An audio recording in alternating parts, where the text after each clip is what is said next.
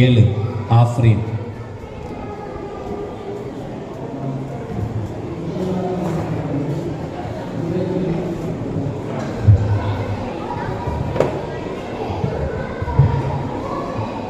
அல்ஹம்துலில்லாஹி ரப்பில் ஆலமீன் வஸ்ஸலாத்து வஸ்ஸலாமு அலா சய்யிதினா முஹம்மது வ அலா ஆலிஹி வஸ்ஹாபிஹி அஜ்மஈன். அம்மா பஅத். ஃபஅஊது பில்லாஹி மினஷ் ஷைத்தானிர் ரஜீம்.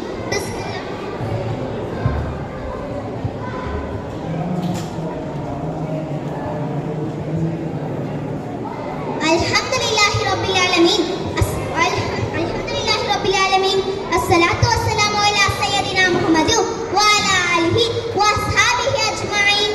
அம்மா பஅத். ஃபஅஊது பில்லாஹி மினஷ் ஷைத்தானிர் ரஜீம். பிஸ்மில்லாஹிர் ரஹ்மானிர் ரஹீம். ومن يطع الله ورسوله فقد فاز فوزا عظيما.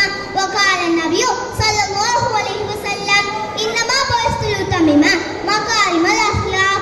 கண்ணியத்திற்கும் பெருமரியாதைக்குரிய உலமாக்களே, மதிப்பிற்குரிய நிர்வாகிகளே, பாசத்திற்குரிய பெற்றோர்களே, நேசமிகு நண்பர்களே, அரை நூற்றாண்டுக்கு மேலாக இச்சிறப்பு மிகு மீலாது விழா நிகழ்ச்சியை தொய்வின்றி நடத்தும் இந்திய முஸ்லீம் லீக்கின் அங்கத்தினரே, உங்கள் அனைவருக்கும் இஸ்லாமிய காணிக்கையான சலாத்தினை தெரிவித்துக் கொள்கிறேன்.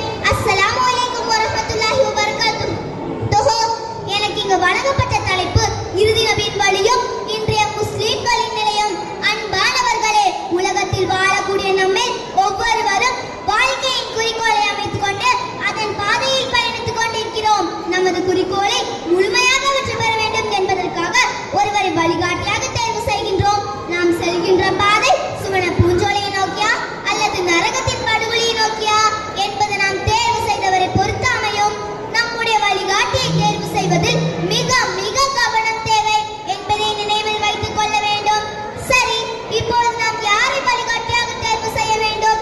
நமது மஹல்லாவுடைய இமாமை வழிகாட்டியாக முன்னோடியாக தேர்வு செய்யலாம் என்று முன்வரும் போது அவர்களுக்கும் முன்னோடி இருக்கிறார்கள். இப்படியாக அவுலியாக்கள், தாபியீன்கள், சஹாபாக்கள் என அனைவருக்கும் ஒரு முன்னோடி இருக்கிறார்கள். சரி, யார்தான் எவ்வித முன்னோடியும் இல்லாமல் இறைவனின் சொல்லை செயலாக ஆக்கி இத்தனை நபர்களுக்கும் ஒரு முன்னோடியாக இருப்பவர் தான் யார்? யாராக இருக்க முடியும்? தோழர்களே, சொல்லுங்கள் பார்க்கலாம். நாம் எல்லாம் அறிந்த ஒரு பெயர் தானே, நமது பெயர்களோடு சேர்த்துக் கொண்ட ஒரு பெயர் தானே, உலகத்தில் அதிகமாக உச்சரிக்கப்படக்கூடிய பெயர் தானே. தைரியமா சொல்லுங்க. அவர்கள்தான் ஈருலக தலைவர், இறுதி தூதர் முஹம்மது நபி ஸல்லல்லாஹு அலைஹி வஸல்லம் அவர்கள். எப்படி லா இலாஹ இல்லல்லாஹ் வணக்கத்திற்கு தகுதியானவன் அல்லாஹ், அதே போன்று வழிகாட்டியாக ஏற்றுக்கொள்வதற்கு தகுதியானவர் முஹம்மது நபி ஸல்லல்லாஹு அலைஹி வஸல்லம் அவர்கள். எனவே சகோதரர்களே, நீங்கள் எந்த பாதையில் சென்றாலும் சரி, அரசியலாக இருக்கட்டும், ஆட்சியாக இருக்கட்டும், ஆன்மீகமாக இருக்கட்டும், எல்லாவற்றிலும் நபியின் முன்மாதிரி அதில் ஜொலிக்கும். எல்லா துறையிலும் நாயகத்தின் நற்குணங்கள் மின்னும். இன்னமா பஸ்துல் உத்தமிம மக்காரிமல் அஹ்லாக். நற்குணங்களை முழுமைப்படுத்துவதற்காகவே நான் அனுப்பப்பட்டுள்ளேன் என்று நபி அவர்கள் கூறினார்கள். அந்தோ பரிதாபம், இப்படிப்பட்ட இறுதி நபியின் வாழ்க்கை நம்மிடம் இல்லாமல் போனதே நமது கை சேதத்திற்கு காரணமாகும். இன்றைய நம்முடைய நிலை பற்றி விவரித்து பேசினால் இந்த 10 நிமிஷம் போதாது. இருந்தாலும் சில விஷயங்களை மட்டும் கூற ஆசைப்படுகிறேன். ஒன்று, நபி அவர்கள் இஸ்லாமிய சாம்ராஜ்யத்தின் ஜனாதிபதியாக இருந்தாலும் அனைவரிடத்திலும் பணிவோடு நடந்து கொண்டார்கள். இன்றைய பொறுப்பில் உள்ள முஸ்லிம்கள் எடுத்து இந்த தன்மை காண முடிகிறதா? இல்லை.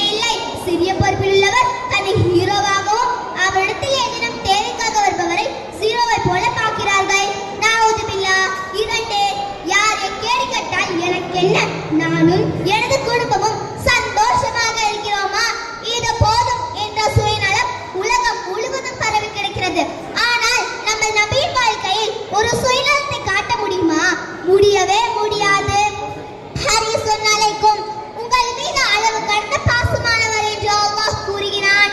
3, ஆதரவற்ற குழந்தைகளுக்காகவும் அனாதைகளுக்காகவும் விதவைகளுக்காகவும் சிரமத்தில் சிக்கித் தவிப்பவருக்காகவும் உதவுங்கள்.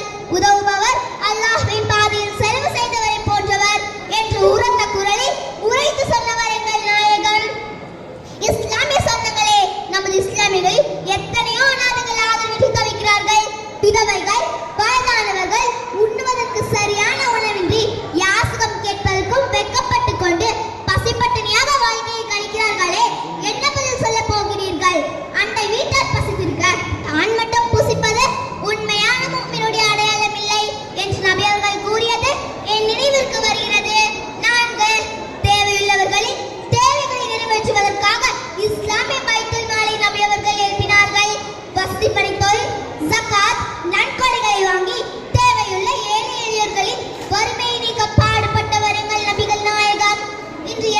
ஊரில் வைத்திருந்தால் இருக்கிறது.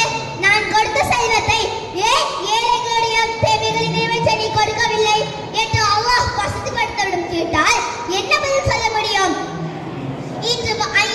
இன்று வாலிப ஆண்களும் பெண்களும் போதைக்கு அடிமையாகி தனது வாலிபத்தை அக்கமற்றதாக கழிக்கிறார்கள். காதல் எனும் வலையில் சிக்கி ஈமானை இழந்து நாளுக்கு நாள் இஸ்லாத்தை விட்டும் வெளியேறும் அவல நிலை அதிகமாகிக் கொண்டே இருக்கிறது. வாலிப நண்பர்களே, இறுதி நபியின் வாழ்க்கை எவ்வளவு பரிசுத்தமான வாழ்க்கை! பிறப்பு முதல் இறப்பு வரை, தனிநபர் வாழ்க்கை முதல் சமூக வாழ்க்கை வரை, இஸ்லாமியர்கள் முதல் மாற்று மத சகோதரர்கள் வரை என எல்லா காலகட்டத்திலும் நபியின் வாழ்க்கை எவ்வாறு இருந்தது என்பதை பற்றி ஹதீஸில் வந்துள்ளது. இறுதியாக ஒரு விஷயத்தை கூறி நினைவுக்கு வருகிறேன். கியாமத் நாளுக்கு முன் ஒரு காலம் வரும். அப்பொழுது இஸ்லாம் பெயரளவில் மட்டுமே இருக்கும், குர்ஆன் ஏட்டளவில் மட்டுமே இருக்கும் என்று கூறிய நாயகத்தின் பொன்மொழி வந்துவிட்டதோ என என்ன தோன்றுகிறது. எனவே இறுதியின் வாழ்க்கையை பற்றி பிடிப்போம், ஈருலக உயர்வை அடைவோம், அல்லாஹ்வின் பொருத்தத்தை பெறுவோம் என்று கூறிய நோய்க்கு முற்றுப்புள்ளி வைக்கிறேன். வாஹிர் தவானா அல்ஹம்துலில்லாஹி ரப்பில் ஆலமீன். அஸ்ஸலாமு அலைக்கும் வரஹ்மத்துல்லாஹி வபரகாத்துஹு. வலைக்கும் அஸ்ஸலாம் வரஹ்மத்துல்லாஹி வபரகாத்துஹு.